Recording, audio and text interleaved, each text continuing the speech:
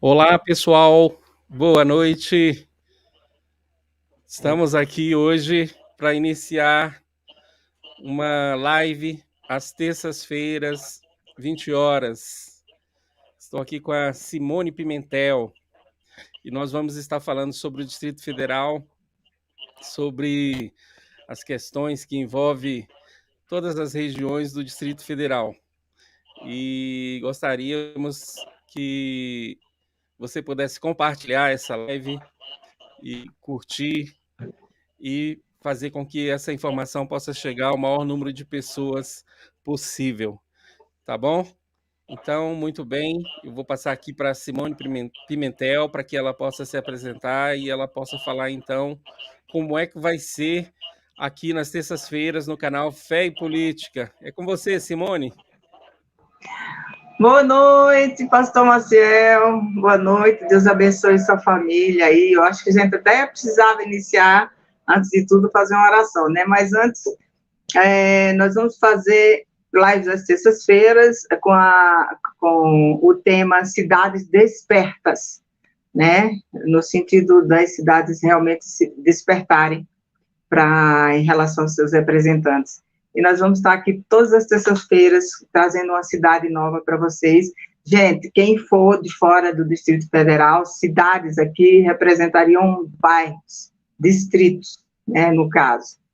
E aí eu gostaria, assim, antes de iniciar aqui com o pastor Maciel, eu pedi para ele fazer uma oração breve, para a gente começar essa live, colocando Deus acima de todos e de tudo, e que ele nos conduza com sabedoria nesse bate-papo aqui com vocês. E a gente precisa que vocês interroguem, se a gente tiver alcance, a gente vai responder, mas que vocês participem, tá bom? Vamos lá, pastor. Bom, vamos orar. Amado Deus, queremos colocar as nossas vidas diante da Tua presença neste dia, te agradecer pelo dom da vida, pela graça e por estarmos aqui nesta noite. Que nós não venhamos a cometer nenhum erro com ninguém, que possamos ser sinceros, honestos naquela exposição que vamos fazer, porque o nosso desejo é o melhor para cada família, para cada pessoa que reside aqui no Distrito Federal. Então, te agradecemos e abençoe aqueles que vão estar aqui acompanhando essa estreia de Cidades Despertas. Amém. Amém. Amém. Deus abençoe a todos nós, as nossas famílias, né? E ao Brasil e até o nosso presidente aí que vem enfrentando tantas turbulências. Então tá. Então, esse é o nosso propósito, trazer um pouco de cada cidade para vocês. Eu vou só falar um pouco um histórico breve, assim, da cidade a qual a gente vai falar hoje, que é a cidade de Ceilândia. É uma das cidades mais populosas do Distrito Federal, viu? Ela foi fundada em 27 de março de 90 e... 70. Errei a data aqui. Ela foi fundada em 27 de março e eu esqueci, eu não anotei o ano, tá? Então, o governador da época era o Hélio Prates. Você lembra a data, Foi não, né? 1971, Simone. Isso, 1971. 1971. Faltou um tracinho ali. 1971. Ela é a 9ª região administrativa do Distrito Federal. Ela é dividida em Norte e Sul, e ela foi emancipada em 25 de outubro de 89. É uma cidade gigantesca. E olha que mais legal, porque eu sou nordestino. Dizem os dados aqui que ela é a cidade que mais tem nordestino aqui no Distrito Federal, né? É uma cidade de 230 quilômetros, né? A elevação de 1.000 metros de elevação. A população em 2020, porque a gente não teve censo, né, durante a pandemia, então o último censo foi em 2020, ela tem 443.824 mil habitantes. Ela é responsável por 10% do PIB, 17,5 bi da renda per capita, né, aqui do Distrito Federal. 10% é muita coisa, né? O atual administrador é o Cláudio Ferreira, substituindo o Fernando Fernandes, que é um delegado, que está voltando para assumir a cadeira de distrital, para concorrer à reeleição. E a Ceilândia é uma das cidades mais populosas, como eu falei, né, de acordo com algumas pesquisas. Ela tem uma feira central, essa feira central, até a gente vai falar um pouco, né, que realmente as feiras precisam ser revitalizadas, né, é o povo que fala, a gente está visitando as cidades, conversando com a população, ouvindo a população, né, e eu vou falar também de futebol. A Ceilândia tem um time de futebol, o Ceilândia Esporte Clube, desde 63, no ano que eu nasci, pastor. Então, Simone, eu sou novinha. Deixa eu falar um pouquinho, deixa eu te cortar um pouquinho. Eu, Simone, cheguei na Ceilândia, eu morei muitos anos na Ceilândia, eu e minha família, quase 40 anos. Quando eu cheguei na Ceilândia, eu tinha 13 anos de idade, Simone. Então, é uma cidade que eu conheço muito, eu conheço bastante os problemas da Ceilândia, porque eles são bem recorrentes, mas continua. Então, olha como é que chamava o time, chamava Dom Bosco Esporte Clube. Quem gosta de futebol deve conhecer a história do... Simone, eu joguei nesse time, por incrível que pareça. Joguei nesse time. Você não tem cara de jogador de futebol, não, hein? Deixei muito cedo. Agora, eu também tenho um irmão, o Fábio, que é um craque de futebol. Até hoje ele se encontra com os nossos colegas da época de juventude, né? Que a gente jogava futebol, disputava os campeonatos, e eram aqueles campeonatos na terra, né? Tinha muitos campos de futebol na Ceilândia. Brasil era um barro. E era uma coisa muito legal. Era uma fase da minha vida que eu lembro muito bem, muito legal, entendeu? Vai lá, continua, Simone. Quem devia gostar eram as mamães, quando vocês chegavam cheios de barro em casa, né? Porque Brasília era um barro, né? No início. Principalmente na chuva, né? Principalmente quando chovia, Simone.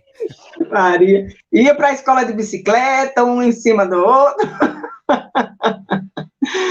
Então, a padroeira da cidade, para os católicos, aí, né, eles sabem, é a Nossa Senhora da Glória, né? A força econômica da Ceilândia é o comércio e a indústria, né? Os maiores fabricantes são de pré-moldados, alimentos e móveis, até hoje, né? Assim, eu acho que é uma extensão um pouco de Taguatinga, depois Ceilândia dá uma extensão para o Sol Nascente, e tem, assim, um comércio bem de móveis, né?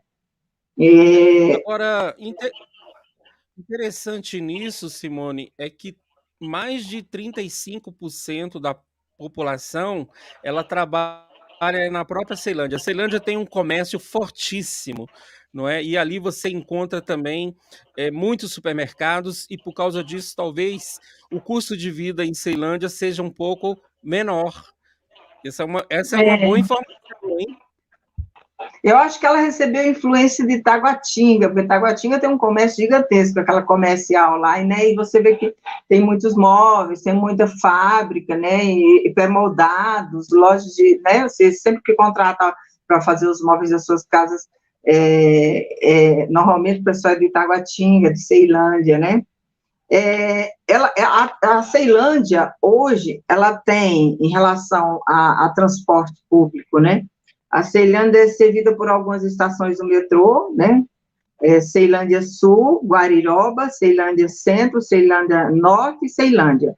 E outras duas se encontram em construção. Eu não sei essa informação, se elas ainda estão em obras, porque se tiverem obra, eu acho que já é tempo, né? Tantas obras aí pelas cidades, e o metrô é um meio de transporte tão importante, né? E vamos cobrar aí, população dos administradores e governadores do nosso Distrito Federal para que essas obras, se ainda estiverem, que essas duas a gente realmente não visitou, que elas se concluam, porque tem muita estação de metrô ainda para se fazer no Distrito Federal, né?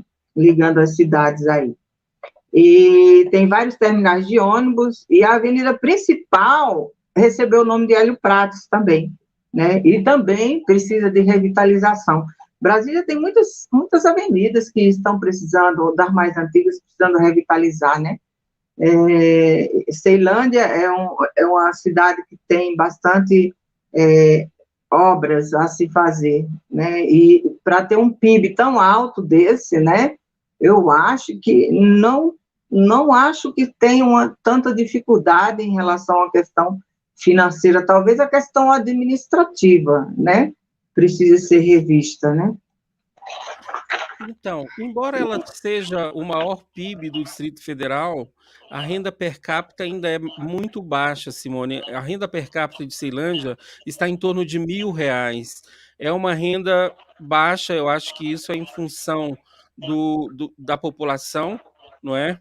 É o número de habitantes, e é um problema recorrente no Distrito Federal, que a gente vai falar depois, quando formos falar sobre trabalho, sobre o comércio, empreendedorismo e as questões que afligem a população do Distrito Federal em questão de emprego. Engraçado aqui, voltando um pouco, assim, a Brasília tem uma característica de que, tocando no assunto, assim, dos deputados distritais, eu acho que tinha que mudar isso. Eu acho que se você é eleito pelo povo para ser um deputado, seja ele distrital, federal ou um senado, você tem a obrigatoriedade de servir aquela cadeira a qual você foi escolhido, porque aqui tem uma característica de negociar espaços, e tem deputado que sai, o suplente assume, e o deputado vai assumir outras cadeiras em secretarias, em outros órgãos públicos. E eu acho que poderia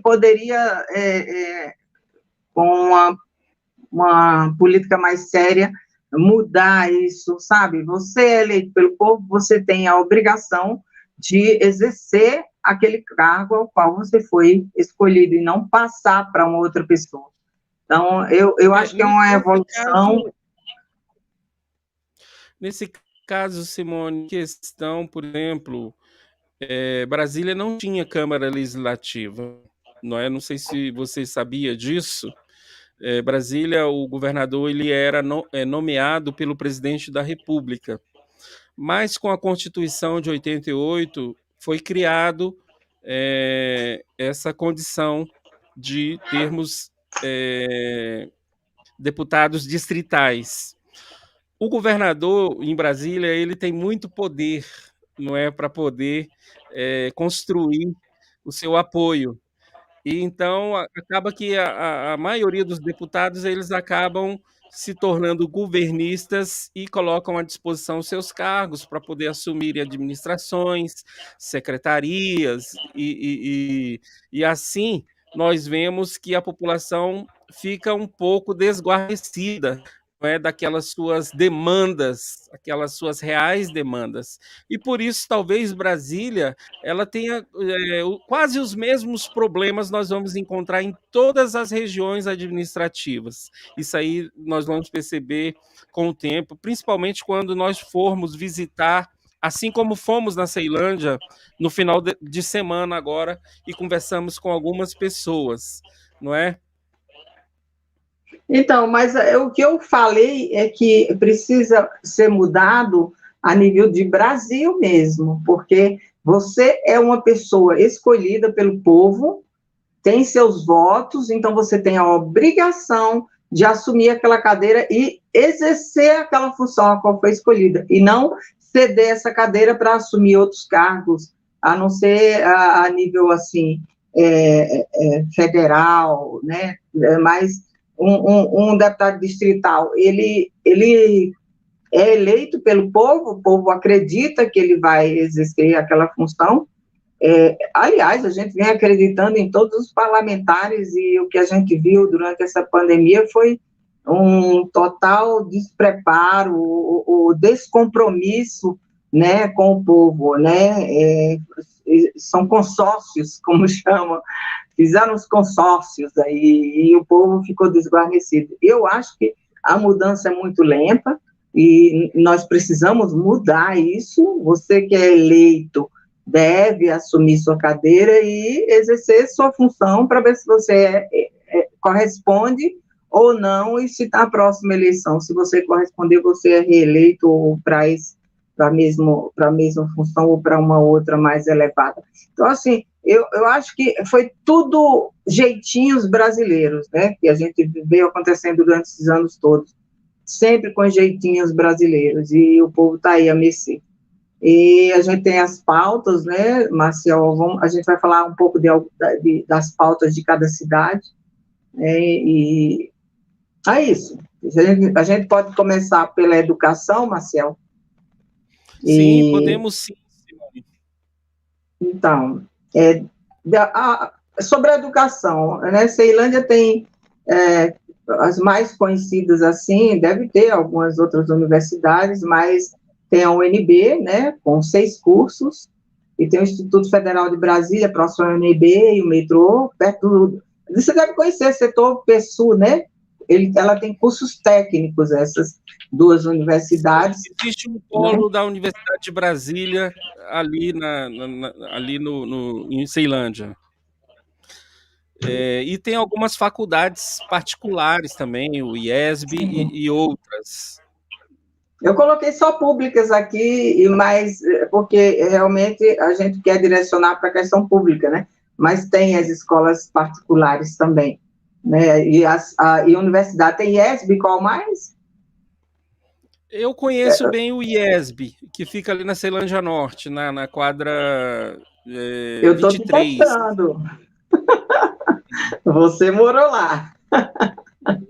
Então, escolas públicas, né? Eu selecionei algumas aqui, e EP Anísio Teixeira da Ceilândia, na QNM 27, CEM, né, 9 de Ceilândia, ensino médio, né, na EQNO, né, 3/5. EC, né, 27 da Ceilândia, escola classe, né, ensino fundamental, EQNN 7/9. Ela tem, na realidade, a Ceilândia tão grande, porque eu acho que a Ceilândia vai atender também atende até o sol nascente, né, que foi uma expansão. Ela tem 97 escolas públicas, a sua maioria precisando também de revitalização, né? Eu acho que a educação no nosso país ela foi sucateada, muito sucateada, né, em relação até materialmente falando, né? A gente está vivendo um momento ímpar, né, no país em que a educação é segundo plano, né? Educação e saúde e segurança são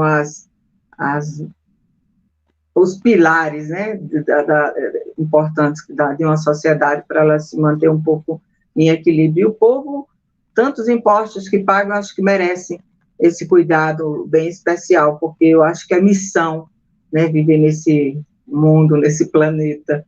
E eu acho que a gente tinha que cuidar, assim, um dos outros, e os parlamentares que foram escolhidos para esse propósito não estão correspondendo, não estão correspondendo. A gente precisa ter muito cuidado com a questão reeleição. Quer falar sobre a educação mais um pouco? Fica à vontade, Marcelo. Então, Simone, como eu falei, os problemas no Distrito Federal, eles são bem parecidos. Agora, no início de ano letivo, provavelmente é falta de professores, falta não é, às vezes, de um conserto, de uma torneira, falta de pessoal também administrativo, e isso é bem comum. Agora, o que nós observamos nesses 2 últimos anos, com a questão da pandemia, é que Brasília ficou com as escolas paradas.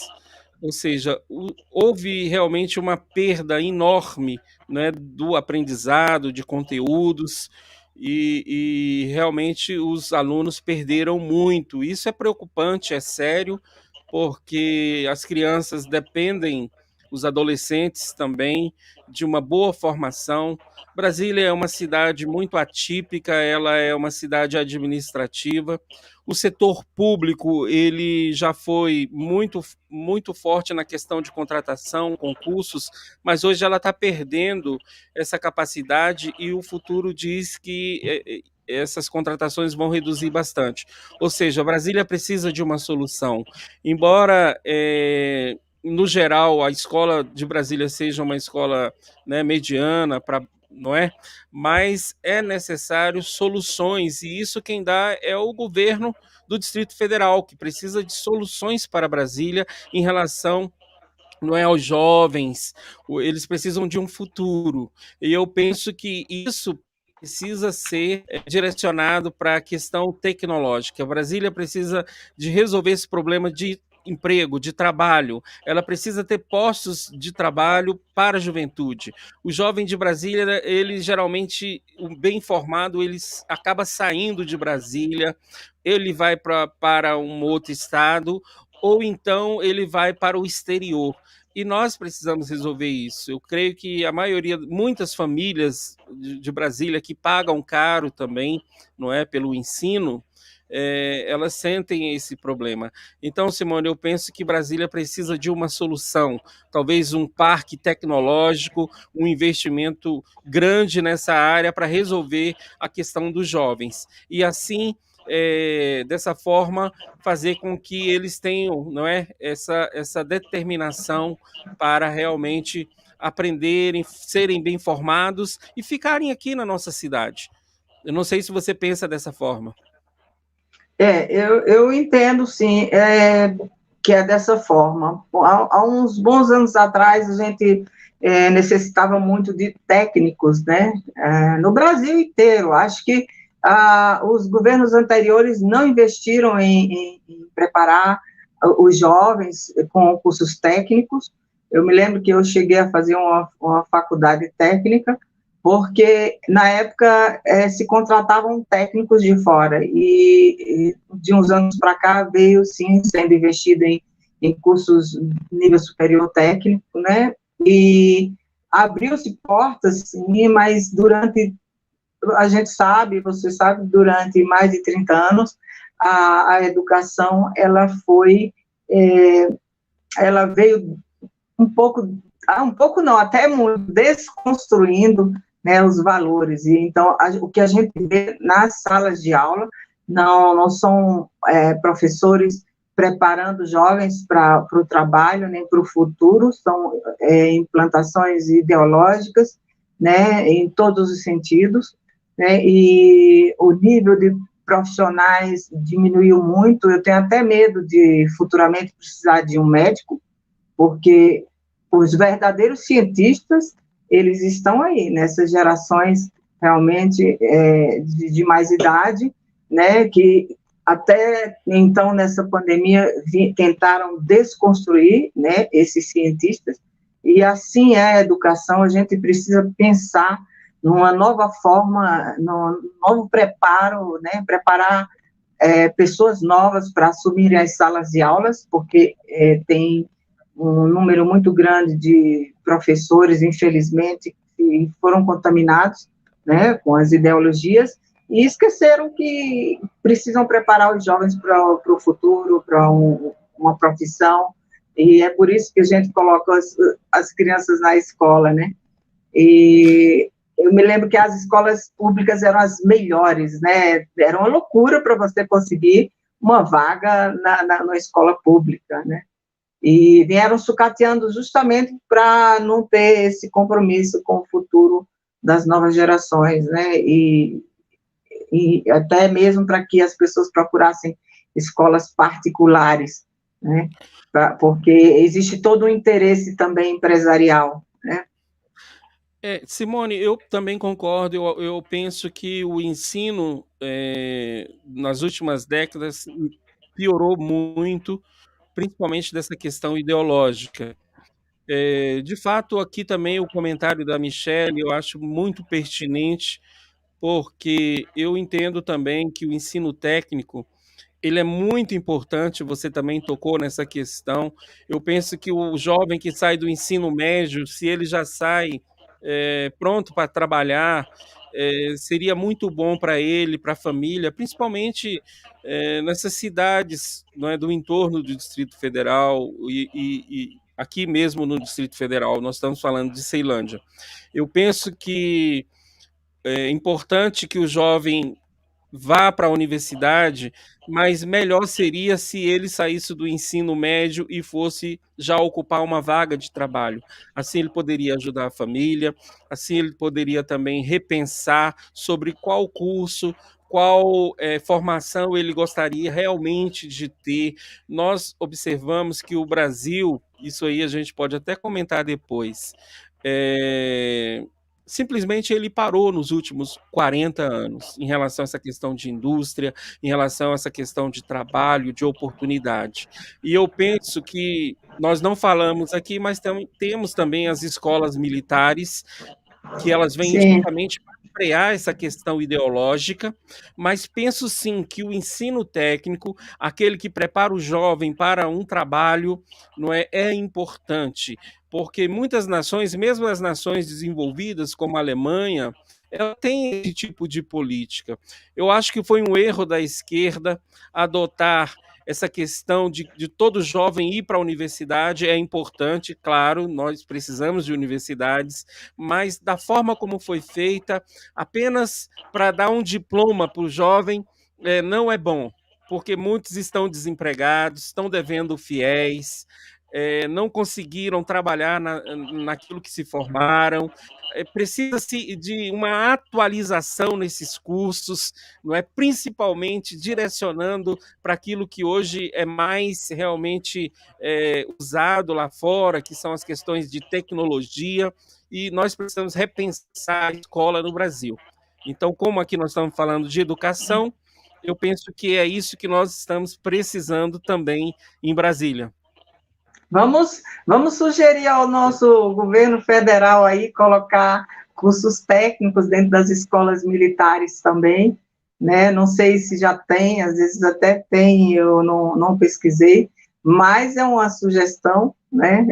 A gente tenta resgatar todos os valores numa tacada só, né? Porque eu acho que houve uma desconstrução, como você fala, né, de 30, 40 anos, que são prejuízos quase irreparáveis.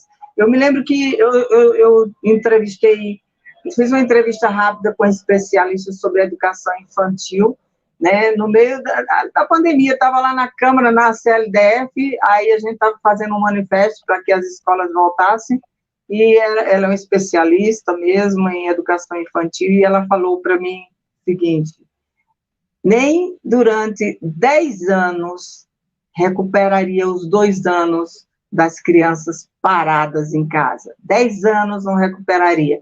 E fora os problemas psicológicos que essas crianças estão tendo e vão ter, né? E muitos jovens até ceifando, né, suas vidas por Eu tanto penso também, estresse.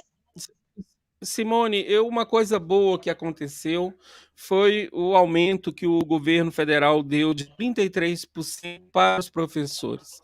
Eu penso, Simone, que sim, os professores precisam ganhar bem. Eu acho que aqueles Também que acho. realmente se preocupam com a educação, porque a educação é para o futuro. Você não pode ser imediatista.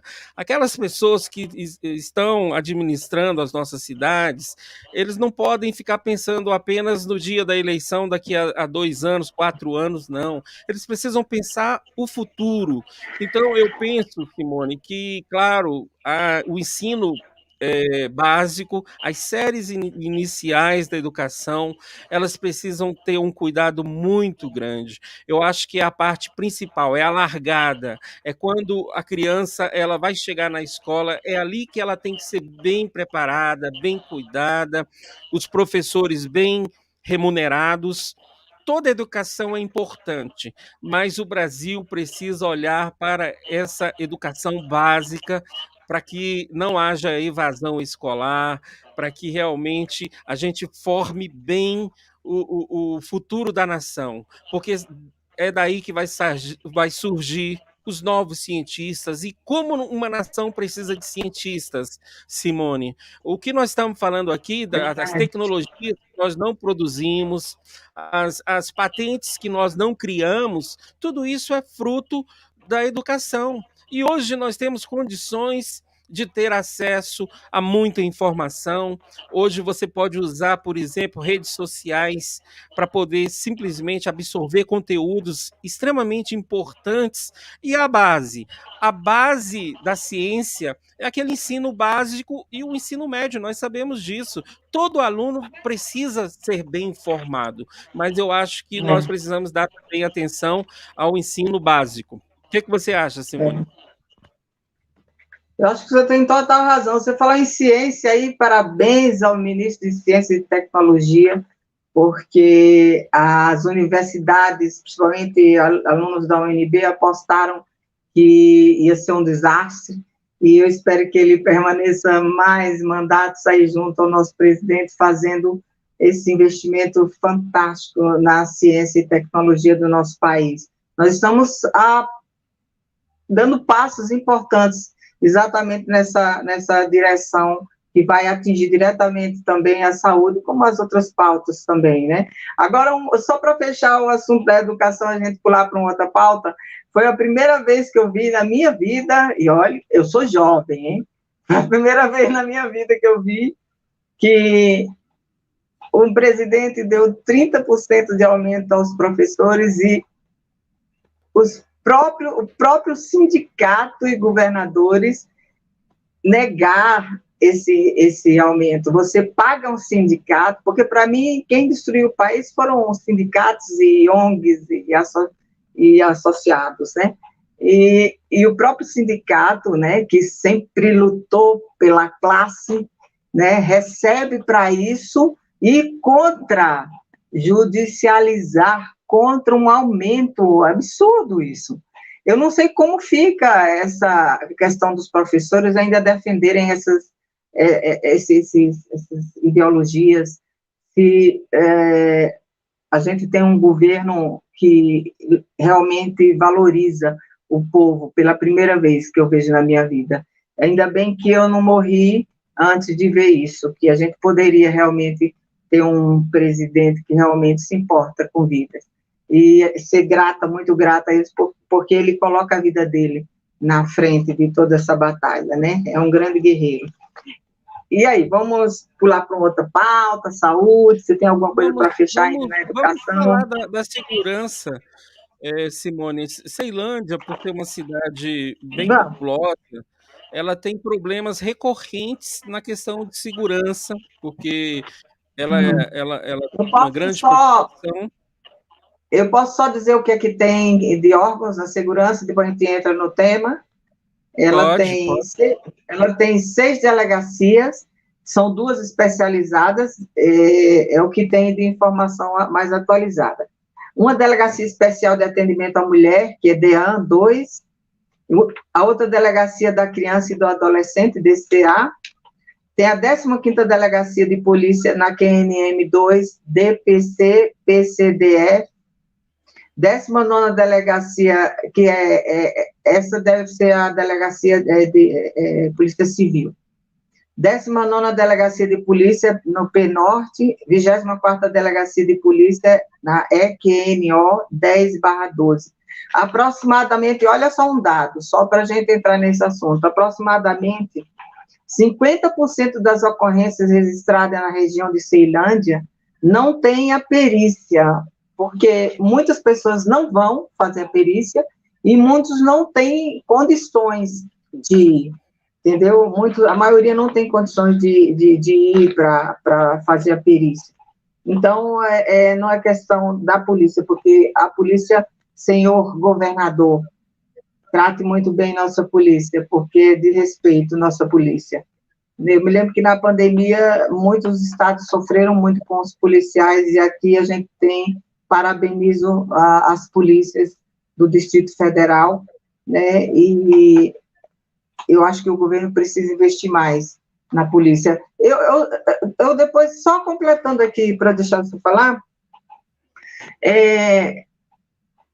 estão desativando vários postos de polícia nas entradas das cidades. Eu queria ter um entendimento sobre isso, porque que está ficando desguarnecidas as entradas das cidades. Eu vi vários, ali na 060, desativaram um posto bem na Samambaia, aí, e são vários postos de entradas na cidade que estão sendo desativados. E o crime aumentou, sabia? Eu tenho amigos que moram na Samambaia, que depois que tiraram de lá, aumentou um pouco mais o crime, né? Pode falar, pastor. Fala. Então, Simone, a questão de criminalidade, ela está diretamente relacionada à questão também da ocupação dos jovens, do trabalho. Então, Brasília, ou Ceilândia, ela sempre teve mais crimes, porque ela tem uma grande quantidade de jovens desempregados, ou seja, esses jovens, se estivessem empregados, não estariam cometendo delitos. Então, a questão de criminalidade hoje, eu penso que ali nessa região, em Brasília como um todo, não é nem em função da polícia, porque a polícia do Distrito Federal, nós sabemos, é uma excelente polícia, mas é essa questão realmente de emprego. O governo do Distrito Federal, ele precisa criar soluções para os jovens do Distrito Federal, não é? E nós vamos observar que quando isso acontecer, os índices de criminalidade possivelmente vão cair bastante, não é? Principalmente esses crimes, não é? De roubo de celular, de bicicleta, esses delitos que são comuns acontecerem, né? Ou seja, está diretamente relacionada à questão de emprego, de trabalho. Então, essa questão é importante. Embora também eu esteja acompanhando a questão dos policiais, dos bombeiros, da Polícia Civil, eles estavam esperando agora, não é, um aumento de salário. Não é bem um aumento, seria somente uma reposição salarial, ao que parece, não vai sair, não é? Eu tenho procurado algumas informações, não é? E essa questão ela é bem importante para os policiais, para aqueles que trabalham na segurança pública, não é, Simone? Eu acho, viu, Marcel, que tem uma pincelada de tudo, porque a gente precisa de políticas públicas sérias, né? Existe uma tendência a uma política desarmamentista.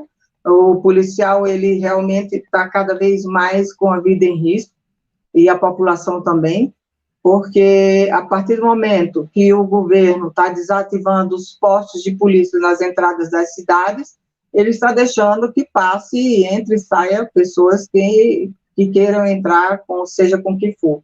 Então, eu acho que é uma cobrança, sim, que eu estou fazendo ao governo, que ele explique para a população por que desativar os postos de polícia nas entradas das cidades, porque a população precisa dessa resposta. Ele vai fazer outra, ele vai investir mais em alguma área da segurança, porque inibe bastante o crime, né? Você vê ali, quem conhece Brasília, são vários postos que tiraram. Eu vou falar do que eu passei, que foi aquele entre a Samambaia, que vai para Recanto, né? Um posto de polícia que ali você, numa necessidade, que eu já tive necessidade, de sequestraram minha enteada há muitos anos atrás, e eu corri para ali, e graças a Deus eles largaram, eles os dois na pista e levaram o carro, mas ali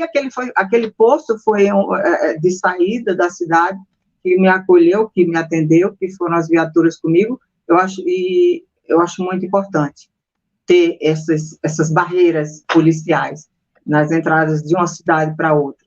E o que eu cobro aqui, cobro mesmo do governo, é que explique para a população por que está desativando mais um ponto que seria para uma segurança da população. E senhores deputados, né, expliquem também por que nossas políticas públicas estão cada vez mais escassas, políticas sérias, né? Então, a gente precisa mesmo renovar essas casas e colocar pessoas que realmente queiram fazer a diferença, né? E essa é a oportunidade que a gente tem. E outra coisa que eu abro o olho de todos é que não votem em legendas, em partidos.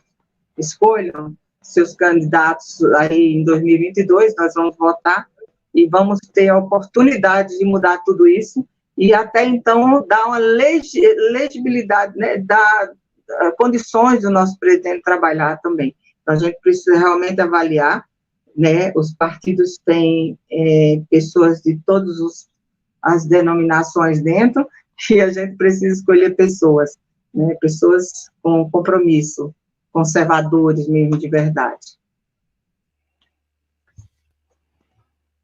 Então, Simone, eu acho que é isso. Eu acho que os recursos eles existem para investir em segurança, mas essa criminalidade que acontece no Distrito Federal, ela é decorrência também da falta de trabalho.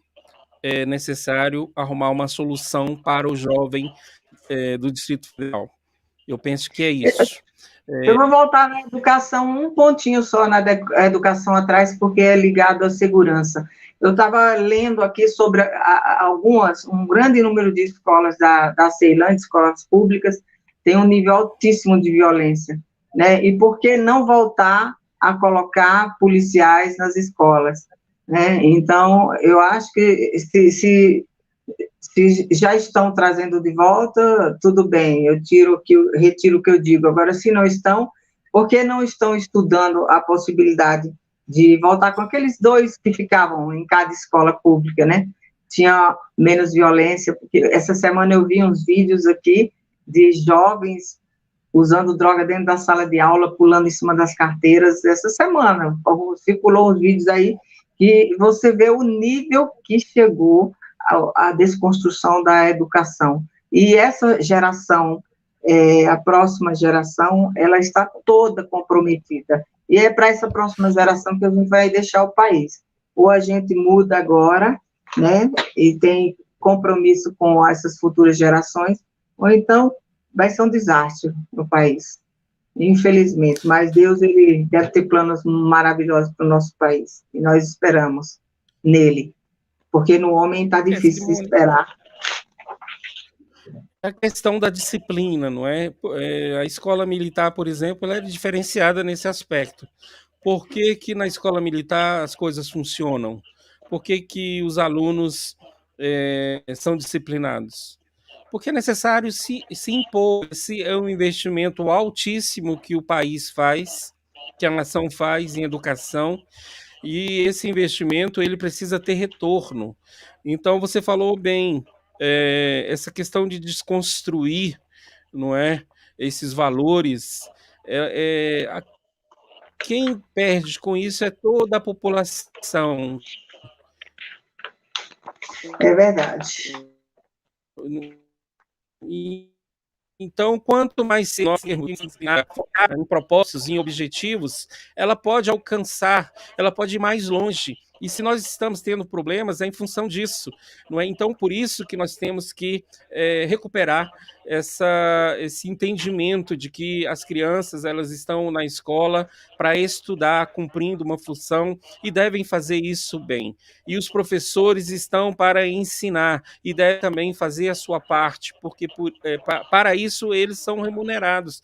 Então, todos fazendo a sua parte, os pais também, porque os pais também têm responsabilidade, e, claro, os gestores, não é? Ou seja, a disciplina ela precisa existir, porque nós iremos nos perder se não dermos a atenção devida a isso. E é uma responsabilidade de todos.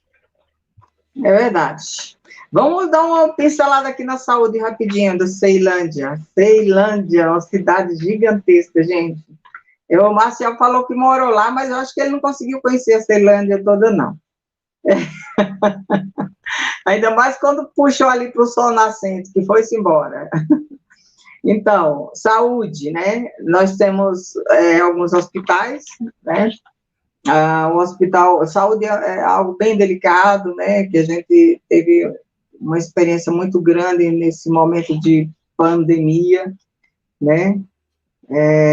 Hospital Regional da Ceilândia, na QNM 27, hospital de campanha, que eu cheguei a visitar na época da campanha do Covid, cheguei a visitar e, infelizmente, vi coisas que não gostei, né?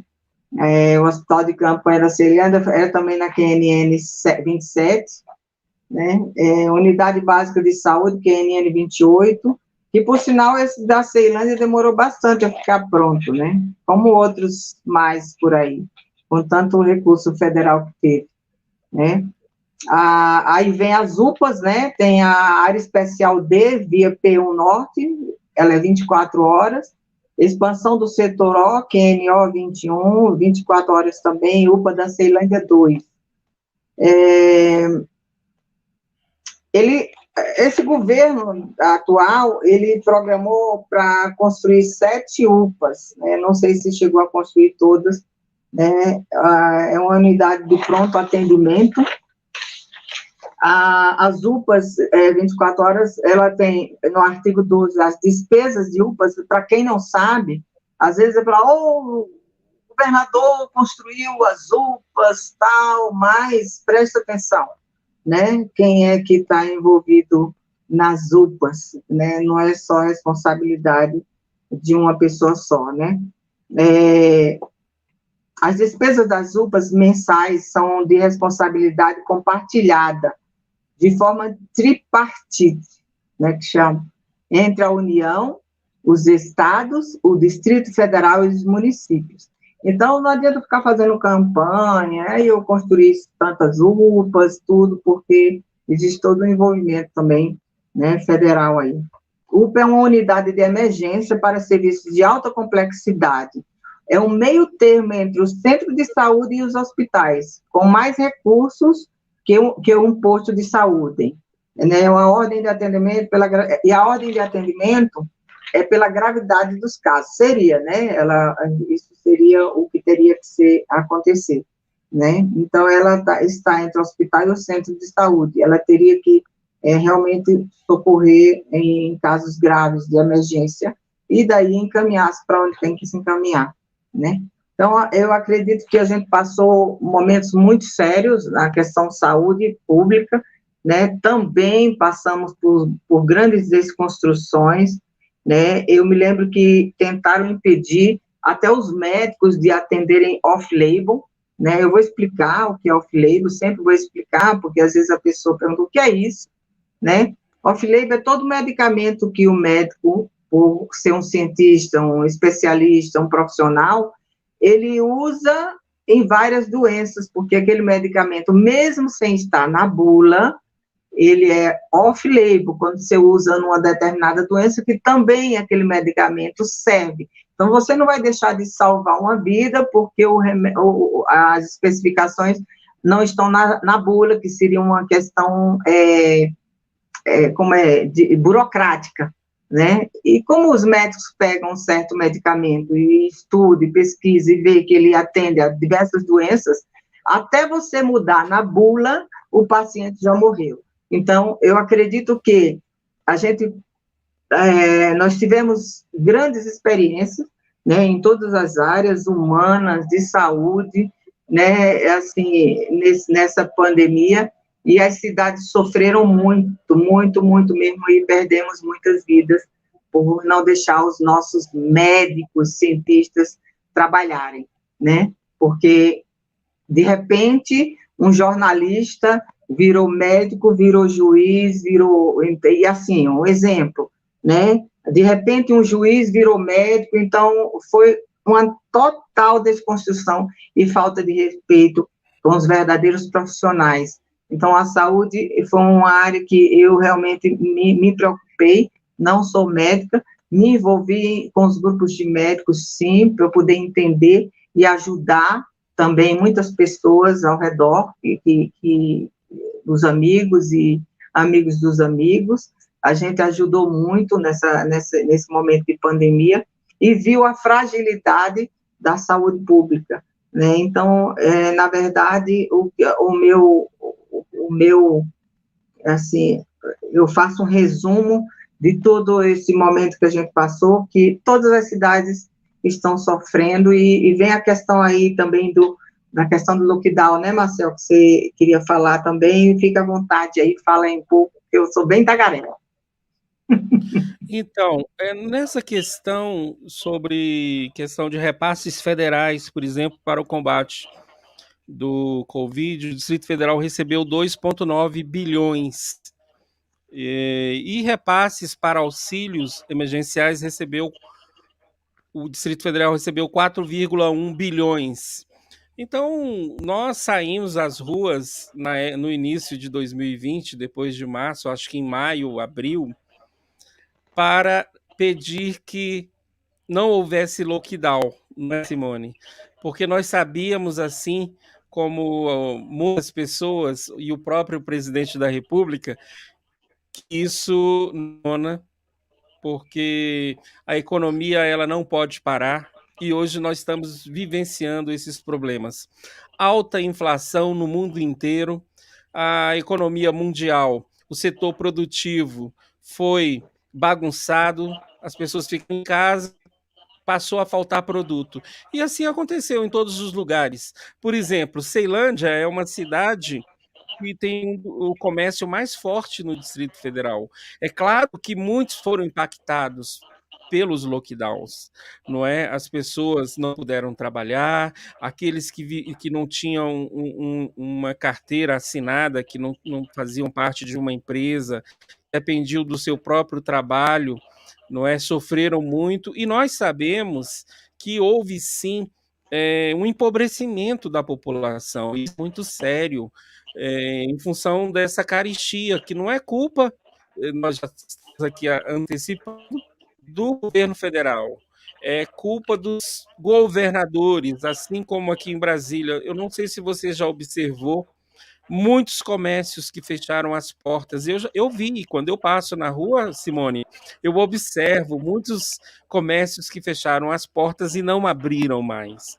Ali são empregos que se fecharam, são famílias que estão passando necessidade, possivelmente, e nós sabemos que isso é preocupante. Então, você disse bem, houve muitos problemas durante a pandemia, fechamentos excessivos. Nós sabemos que você não pode combater um vírus de forma nenhuma, é um vírus invisível, ele pode atingir qualquer pessoa, nós perdemos amigos. Nós também poderíamos ter sofrido também, não é como muitos sofreram, mas a economia precisava continuar funcionando, porque é irresponsável você colocar medo nas pessoas, não é? E fazer com que elas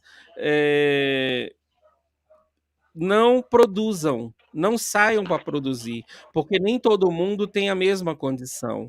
Aqueles que estavam pedindo para as pessoas não ficarem em casa, não trabalharem, talvez tivessem as suas geladeiras lotadas de comida, mas essa não é a condição de todas as pessoas. O que você acha, Simone? É verdade, Marcel, assim, as pessoas que não tinham muito compromisso com vidas, né, elas realmente apoiaram essas decisões absurdas, né? Hoje a gente vê diversos países aí em situações bem piores que o nosso, né? Eu estava vendo um vídeo esta semana de um país aí, daquele que trouxe o negócio para o Brasil, para o mundo, de um homem gritando assim, que minha família vai comer, até hoje, né? Então, assim, o que é que eu vou dar de sustento para minha mãe, para o meu pai, para os meus filhos, né? Então, assim, foi um trauma também psicológico muito grande na população, que para recuperar os problemas mentais que causaram todos essas decisões absurdas, eu acho que vai ter que vir muitas gerações à frente, né? A gente tem um prejuízo não só financeiro, como psicológico, não é? E as perdas, como você falou, né? De repente, nada mais era como era, tipo, o medicamento tal não serve mais, servia até um dia atrás, mas já não serve mais. Então, assim, foi um tratamento psicológico, assim, muito forte nas pessoas, e ainda tem pessoas com problemas muito sérios, tá? E eu acredito que a gente tem a chance de ainda lutar por essa liberdade, né? Ainda temos uma frágil Constituição, está bem grandona ela aqui, atrás, tem 2 metros de altura, mas é nela que a gente ainda se sustenta em alguns pontos, né, no artigo 1, que é sobre nossas liberdades, e finalizando aqui, porque a gente já falou sobre as pautas, eu sugiro aos parlamentares que ainda estão exercendo suas funções, né, ou os que vão assumir, que se comprometam realmente com os seus eleitores, né? Porque provavelmente, se você não fez um bom trabalho, se você não trouxe uma diferença, um diferencial político, decisões importantes para as suas cidades, porque eu sei que no Distrito Federal cada deputado fica mais ou menos com uma região administrativa, são espaços, né? Se você não fez um bom trabalho, não pense em reeleição, não pense, a população tem que acordar. Agora, tem parlamentares que vêm fazendo um bom trabalho? Tem. Apoiando algumas pautas conservadoras? Sim. Então, vamos escolher bem. Não pensem que o povo ainda está do mesmo jeito, tipo, o brasileiro tem memória curta. Eu acredito que o povo acordou, viu? A maioria acordou. Então, está na hora da gente fazer essa diferença, tá? Porque a gente precisa realmente fazer essa política séria, né? Para que as futuras gerações possam realmente colher os frutos de algo, assim, que, sei lá, passar por essa vida, assim, e escrever realmente uma história, né? Com raízes, né? Eu me lembro, eu quero muito que volte, sabe, Marcel, a educação moral e cívica nas escolas, tem muitas matérias que a gente fez, e eu vou te falar, nós, da nossa época, a gente obedecia nossos pais só no olhar, então é questão de educação também em casa, a gente acompanhar mais o que está sendo ensinado nas escolas. O que aconteceu nessa pandemia também foi que os pais conseguiram saber, perceber e ver o que realmente estavam ensinando nas escolas. Então, através do computador, os professores começaram a se mostrar realmente quem eram alguns professores, porque eu acho que tem professores e professores, tem médicos e médicos, então, em todas as profissões, a gente tem excelentes profissionais. E é isso, eu encerro aqui a Ceilândia. Parabéns, Ceilândia, o povo Ceilândia. Não, eu vi um questionamento sobre como seria quem nasceu em Ceilândia. Aí disse que é brasiliense mesmo, é ceilandense. Quem nasce na Ceilândia é o quê, pastor? Ele é sim. Agora, Ceilândia está próximo. Ceilândia está próximo aniversário, né, Simone? Tem quantos anos? 50 e pouco? 50 e... 51 anos. Ela faz aniversário no dia 27 de março, né? Dia 27 de março. Tá próximo. Passou, então. Foi. Já passou. Parabéns, já passou. Silvio. Nós não falamos do transporte, né, Simone? Ceilândia tem o metrô hoje. Falei.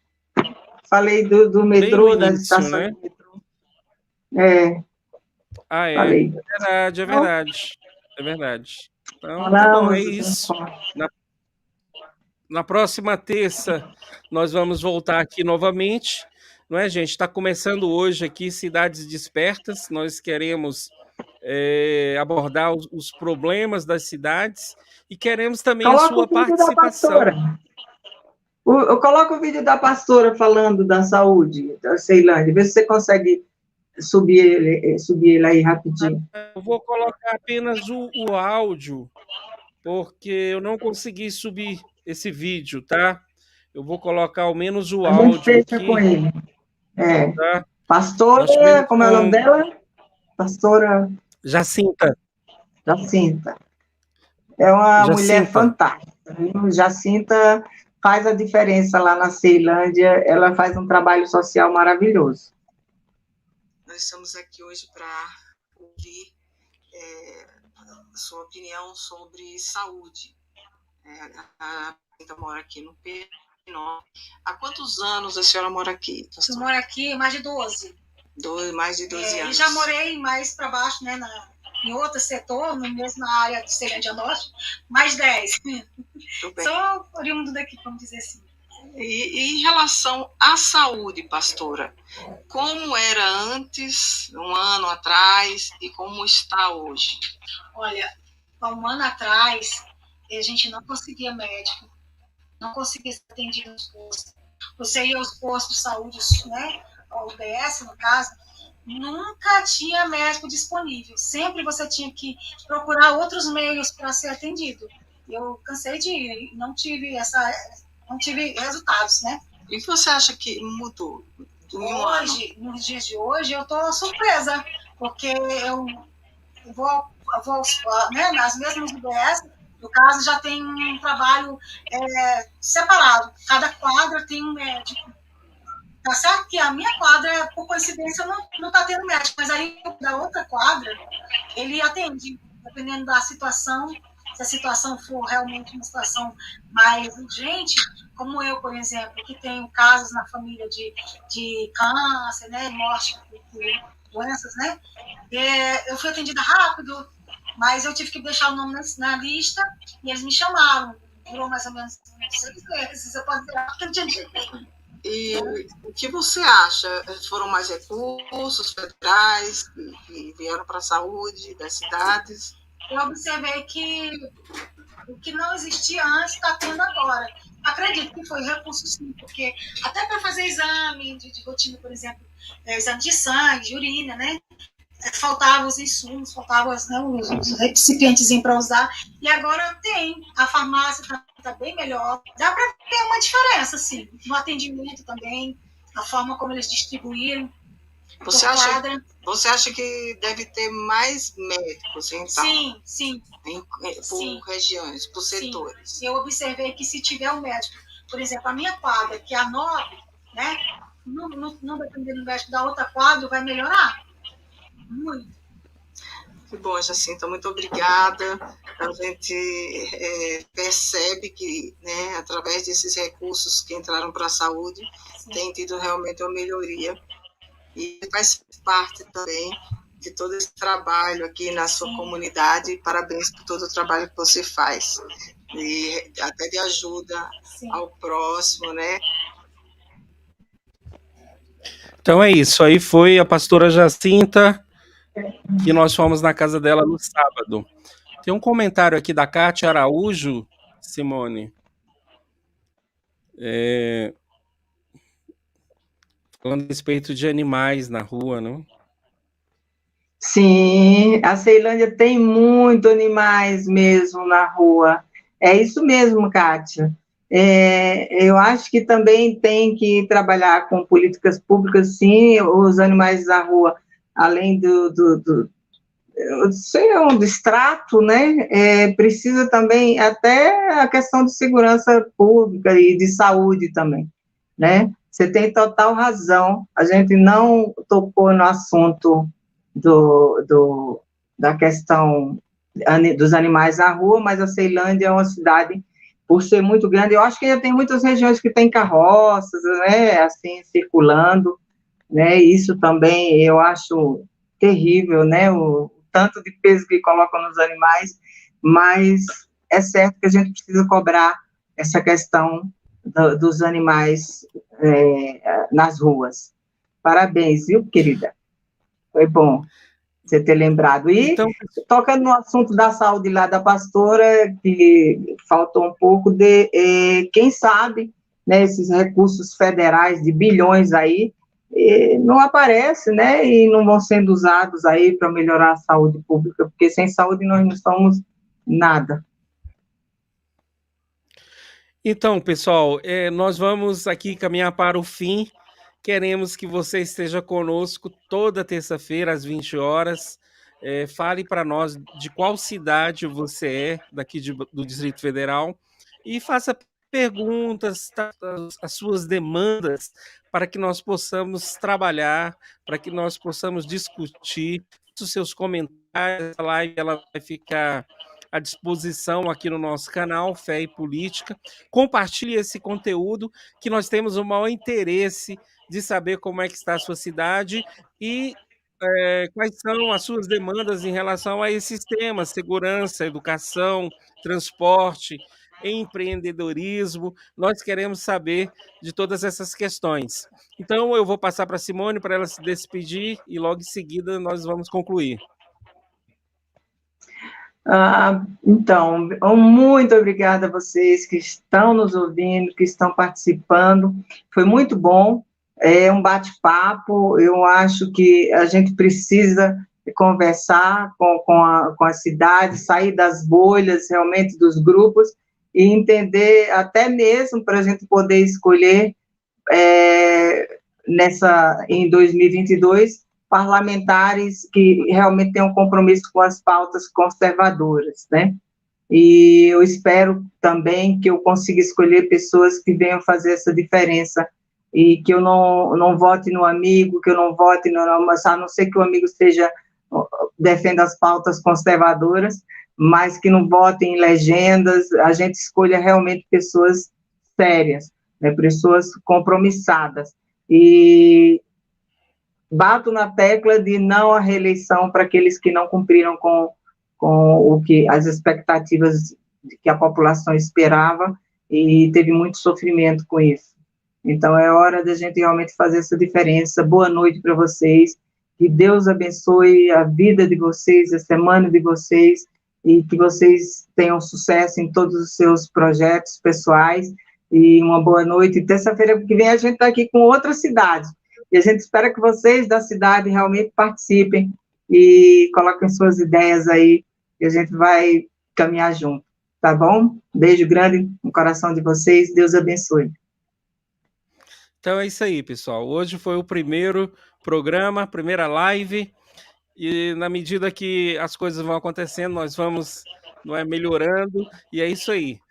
Um grande abraço. Boa noite para todos e uma boa semana. Prazer estar com vocês. Beijo.